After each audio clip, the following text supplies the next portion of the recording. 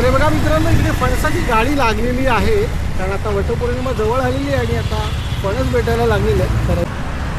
तर हे बघा, आपण पनवेलमध्ये आलो ना, तर इथून हा पूल जातो, हा गाडी नदीचा पूल आहे. इथून पुढे तर चिपळे विहीर आणि इथेच आपली फणसाची गाडी आलेली आहे आपल्या रत्नागिरीमधून मार्लेश्वर. हे दादा आपले गुरववाडीमधून आलेले आहेत मार्लेश्वरच्या, आणि फणस घेऊन आले आहेत, कापा आणि बरका फणस. आम्ही काल यांच्याकडूनच फणस घेऊन गेलो.